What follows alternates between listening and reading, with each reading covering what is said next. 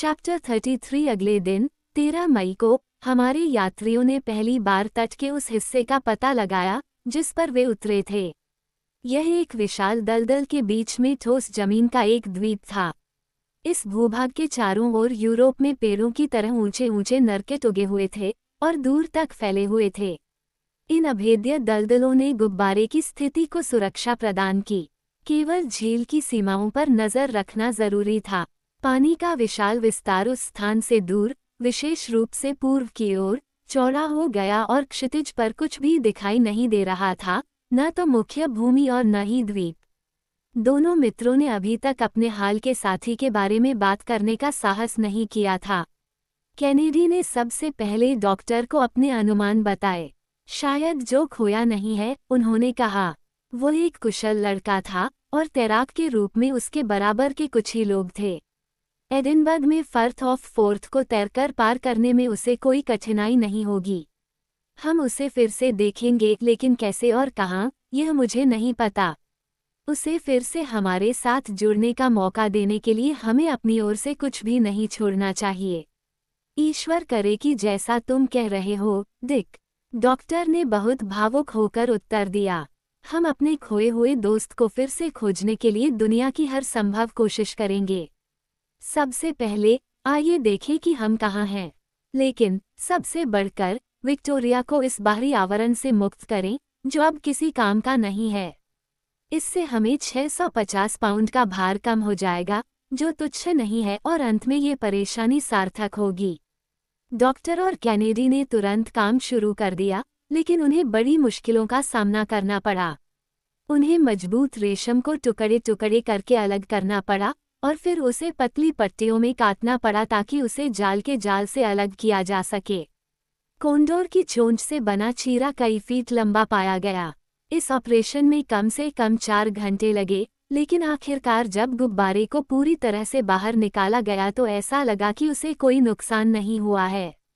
इस तरह विक्टोरिया का आकार 5वां हिस्सा कम हो गया और यह अंतर कैनेडी को आश्चर्यचकित करने के लिए पर्याप्त रूप से ध्यान देने योग्य था। क्या ये काफी बड़ा होगा? उसने पूछा। इस बारे में चिंता मत करो, मैं संतुलन पुनः स्थापित करूंगा, और अगर हमारा बेचारा जो वापस आ जाए तो हम उसके साथ फिर से अपने पुराने रास्ते पर चलना शुरू करने का कोई रास्ता खोज लेंगे। अगर मैं गलत नहीं हूं तो हमारे गिरने के समय हम किसी द्वीप से ज्यादा दूर नहीं थे। हाँ, मुझे याद है, डॉक्टर ने कहा, लेकिन उस द्वीप पर चैग झील के सभी द्वीपों की तरह निस्संदेह समुद्री डाकुओं और हत्यारों का गिरोह रहता है। उन्होंने निश्चित रूप से हमारे दुर्भाग्य को देखा, और अगर जो उनके हाथों में पड़ गया तो उनके अंधविश्वासों से सुरक्षित रहने के बिना उसका क्या होगा? ओह, वो सिर्फ सुरक्षित रूप से इस संकट से बाहर निकलने वाला लड़का है, मैं फिर से कहता हूँ। मुझे उसकी चतुराई और कौशल पर पूरा भरोसा है। मुझे उम्मीद है कि ऐसा ही होगा। अब डिक, तुम पड़ोस में जाकर शिकार कर सकते हो, लेकिन तुम जो भी करो, बहुत दूर मत जाओ। हमारे लिए अपने प्रावधानों का स्टॉक नवीनीकृत करना एक ज़रूरत बन गई है, क्योंकि हमें लगभग सभी पुराने सामानों का त्याग करना पड़ा है। बहुत अच्छा, डॉक्टर, मैं ज़्यादा देर तक अनुपस्थित नहीं रहूंगा। इसके बाद कैनेडी ने एक डबल बैरल फाउलिंग पीस लिया और लंबी घास के बीच से होते हुए कुछ ही दूरी पर स्थित एक झाड़ी की ओर बढ़ गया, जहां लगातार गोलियों की आवाज सुनकर डॉक्टर को जल्द ही पता चल गया कि खिलाड़ी अपने समय का अच्छा उपयोग कर रहा है। इस बीच फर्ग्यूसन गाड़ी में बची हुई वस्तुओं के सापेक्ष वजन की गणना करने और दूसरे गुब्बारे का संतुलन स्थापित करने में व्यस्त था। उसने पाया कि अभी भी लगभग 30 पाउंड पेमिकन, चाय और कॉफी की आपूर्ति, लगभग 1.5 गैलन ब्रांडी और एक खाली पानी की टंकी बची हुई थी। सारा सूखा मांस गायब हो गया था।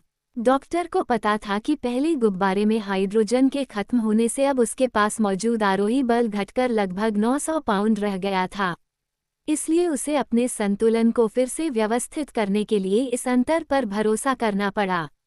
नए गुब्बारे का माप 67,000 क्यूबिक फीट था और उसमें 33,480 फीट गैस थी। फैलाव उपकरण अच्छी स्थिति में दिखाई दिया और न तो बैटरी और न ही सर्पिल को कोई नुकसान पहुंचा था। नए गुब्बारे का आरोही बल उस समय लगभग 3,000 पाउंड था और उपकरण, यात्रियों, पानी के स्टॉक, कार और उसके सामान का वजन जोड़ने और जहाज पर 50 गैलन पानी और 100 पाउंड ताज़ा मांस रखने पर डॉक्टर को कुल मिलाकर 2830 पाउंड वजन मिला।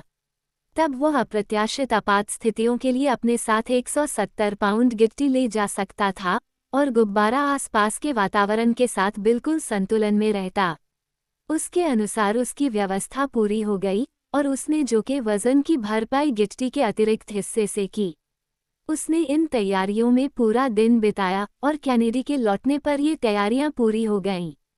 शिकारी सफल रहा था और वह गीज, जंगली बत्तख, स्निप, चील और प्लोवर का नियमित माल लेकर आया था। वह तुरंत शिकार को निकालने और उसे धुआं देने के काम में लग गया।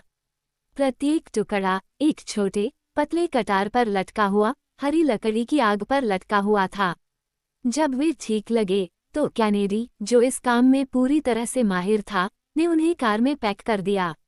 अगले दिन शिकारी को अपनी आपूर्ति पूरी करनी थी। इस काम के बीच शाम ने हमारे यात्रियों को चौंका दिया। उनके खाने में पेमिकन, बिस्किट और चाय शामिल थी और थकान ने उन्हें भूखा कर दिया, जिससे उन्हें नींद आ गई। उनमें से प्रत्येक ने अपनी निगरानी के दौरान अंधेरे में अपनी आंखें और कान लगाए। कभी कभी उन्हें लगता कि उन्होंने बेचारे जो की आवाज़ सुनी है, लेकिन अफसोस, जिस आवाज़ को वे सुनना चाहते थे वह बहुत दूर थी। दिन के पहले पहर में डॉक्टर ने कैनेडी को जगाया। उन्होंने कहा, मैं लंबे समय से ध्यानपूर्वक इस बात पर विचार कर रहा था कि हमारे साथी को खोजने के लिए क्या किया जाना चाहिए। आपकी जो भी योजना हो, डॉक्टर, वह मुझे ठीक लगेगी। बोलिए। सबसे महत्वपूर्ण बात यह है कि जो को किसी न किसी तरह से हमसे संपर्क करना चाहिए। निस्संदेह, मान लीजिए कि वह बहादुर आदमी यह मान ले कि हमने उसे छोड़ दिया है। वो हमें बहुत अच्छी तरह से जानता है। ऐसा विचार उसके दिमाग में कभी नहीं आएगा, लेकिन उसे यह जरूर बताना चाहिए कि हम कहाँ हैं। इसे कैसे प्रबंधित किया जा सकता है।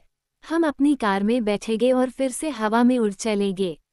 लेकिन क्या हवा हमें दूर ले जाएगी? खुशी की बात है कि ऐसा नहीं होगा। देखो डिक, ये हमें वापस झील की ओर ले जा रहा है और यह परिस्थिति, जो कल परेशान करने वाली थी, अब सौभाग्यशाली है। तब हमारे प्रयास पूरे दिन खुद को उस विशाल जल की चादर से ऊपर रखने तक सीमित रहेंगे, जो हमें देखने में विफल नहीं हो सकता, और उसकी आंखें लगातार उस दिशा में देखती रहेंगी। शायद वो हमें अपने आश्रय स्थल के बारे में भी बता सके। अगर वह अकेला और आज़ाद हो तो वह ज़रूर ऐसा करेगा। और यदि कोई कैदी है, डॉक्टर ने फिर कहा, क्योंकि मूल निवासियों की यह प्रथा नहीं है कि वे अपने बंदियों को कैद में रखें, तो वह हमें देखेगा और हमारे शोध के उद्देश्य को समझेगा।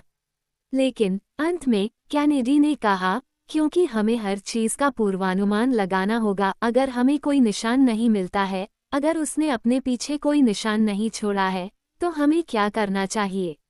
हम झील के उत्तरी भाग को पुनः प्राप्त करने का प्रयास करेंगे, जितना संभव हो सके खुद को नज़र में रखते हुए। वहाँ हम प्रतीक्षा करेंगे, हम किनारों की खोज करेंगे, हम पानी के किनारे की खोज करेंगे, क्योंकि जो निश्चित रूप से किनारे तक पहुँचने की कोशिश करेगा, और हम उसे खोजने के लिए हर संभव प्रयास किए बिना देश नहीं छोड़ेंगे। तो फिर चलो चलें, शिकारी ने कहा। डॉक्टर ने इसके बाद उस ठोस भूमि के टुकड़े का सटीक दिशा निर्देश लिया जिसे वे छोड़ने वाले थे, और इस निष्कर्ष पर पहुंचे कि यह झील चैड के उत्तरी तट पर है, जो लारी और इंगेमिनी गांव के बीच है। दोनों ही मेजर डेनहम द्वारा दौरा किया गया था। इस दौरान कैनेडी अपने ताजे मांस का स्टॉक पूरा कर रहा था। हालांकि पड़ोसी दलदलों में गैंडे, लेमनटाइन या मैनेटी और दरियाई घोड़े के निशान दिखाई दिए, लेकिन उन्हें उन जानवरों का एक भी नमूना देखने का मौका नहीं मिला। सुबह 7 बजे, लेकिन बिना किसी बड़ी मुश्किल के, जो के लिए कोई मायने नहीं रखता, गुब्बारे का लंगर उसके पकड़ से अलग हो गया, गैस फैल गई और नया विक्टोरिया 200 फीट हवा में ऊपर उठ गया। पहले तो ये हिचकिचाहट महसूस करता था और एक लट्टू की तरह घूमता था, लेकिन अंत में एक तेज धारा ने इसे पकड़ लिया और यह झील के ऊपर से आगे बढ़ा और जल्द ही 20 मील प्रति घंटे की गति से बह गया। डॉक्टर 200 से 500 फीट की ऊंचाई पर बने रहे। कैनेडी ने बार बार अपनी राइफल से गोली चलाई और जब वे द्वीपों के ऊपर से गुजर रहे थे तो विमान चालक उनके पास बिना सोचे समझे पहुंच गए, झाड़ियों झाड़ियों झाड़ियों की बारीकी से जांच करते हुए, हर उस जगह की जहां छाया या उभरी हुई चट्टान उनके साथी को पीछे हटने का मौका दे सकती थी। वे झील में चलने वाले लंबे पिरोग के पास झपट्टा मारते थे और जंगली मछुआरे गुब्बारे को देखकर घबरा जाते थे, पानी में कूद जाते थे और बिना किसी डर के अपने द्वीपों को वापस पा लेते थे। 2 घंटे की खोज के बाद कैनेडी ने कहा, हम कुछ भी नहीं देख पा रहे हैं। हमें थोड़ी देर और इंतजार करना चाहिए, डिक, और हिम्मत मत हारो।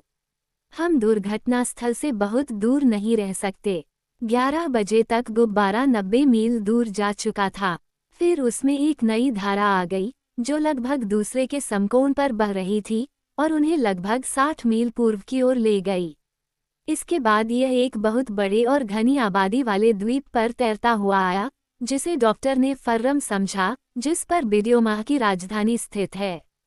फर्ग्यूसन को हर पल उम्मीद थी कि जो किसी झाड़ी से बाहर निकलेगा, अपनी जान बचाने के लिए भागेगा और मदद के लिए पुकारेगा। अगर वह आज़ाद होता तो वे उसे बिना किसी परेशानी के उठा सकते थे, अगर वह कैदी होता तो वे मिशनरी को बचाने के लिए किए गए अभ्यास को दोहराकर उसे बचा सकते थे और वह जल्द ही अपने दोस्तों के पास वापस आ जाता। लेकिन कुछ भी दिखाई नहीं दिया, कोई आवाज़ नहीं सुनाई दी। मामला निराशाजनक लग रहा था। लगभग 2:30 बजे विक्टोरिया झील चैड के पूर्वी तट पर स्थित तांगालिया गांव के सामने आ गई, जहां डेनहम ने अपने अन्वेषण के दौरान चरम बिंदु पर पहुंचकर यात्रा पूरी की। डॉक्टर उस दिशा में लगातार बहती हवा से बेचैन हो गया, क्योंकि उसे ऐसा महसूस हो रहा था कि उसे पूर्व की ओर, अफ्रीका के मध्य की ओर तथा उस क्षेत्र के अंतहीन रेगिस्तानों की ओर फेंका जा रहा है। हमें निश्चित रूप से रुकना होगा, उसने कहा, और यहाँ तक कि उतरना भी होगा। खास तौर पर जो की खातिर हमें झील पर वापस जाना चाहिए, लेकिन सबसे पहले हमें विपरीत धारा खोजने का प्रयास करना चाहिए। 1 घंटे से ज्यादा समय तक वह अलग अलग ऊंचाइयों पर खोज करता रहा। गुब्बारा हमेशा मुख्य भूमि की ओर वापस आता था, लेकिन आखिरकार 1000 फीट की ऊंचाई पर उत्तर पश्चिम दिशा में बहुत तेज हवा चली। ये सवाल ही नहीं उठता कि जो को झील के किसी द्वीप पर हिरासत में रखा गया होता, क्योंकि ऐसी स्थिति में वह निश्चित रूप से वहां अपनी उपस्थिति को जाहिर करने का साधन ढूंढ लेता। शायद उसे मुख्य भूमि पर घसीटा गया हो। डॉक्टर अपने आप में यही सोच रहा था जब वह फिर से चैड झील के उत्तरी किनारे पर आया। जहां तक यह मान लेने की बात है कि जो डूब गया था, तो इस पर एक पल के लिए भी विश्वास नहीं किया जा सकता था।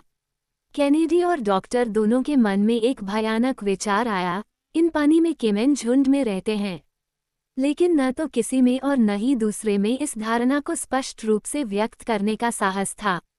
हालांकि ये बात उनके मन में इतनी जोरदार तरीके से आई कि डॉक्टर ने बिना किसी और प्रस्तावना के कहा, मगरमच्छ केवल द्वीपों या झील के किनारे पाए जाते हैं और जो के पास उनसे बचने के लिए पर्याप्त कौशल होगा। इसके अलावा वे बहुत खतरनाक नहीं हैं और अफ्रीकी लोग बिना किसी डर के नहाते हैं और उनके हमलों से बिल्कुल भी नहीं डरते। कैनेडी ने कोई जवाब नहीं दिया। उन्होंने इस भयानक संभावना पर चर्चा करने के बजाय चुप रहना बेहतर समझा। शाम के 5 बजे डॉक्टर ने लारी शहर को देखा। वहां के निवासी अपनी झोपड़ियों के सामने कपास की फसल इकट्ठा करने में व्यस्त थे, जो बुने हुए नरकटों से बनी थीं और साफ सुथरे और सुव्यवस्थित बाड़ों के बीच खड़े थे। लगभग 50 बस्तियों का ये समूह 2 छोटे पहाड़ों के बीच फैली घाटी में मिट्टी के एक छोटे से गड्ढे में बसा हुआ था।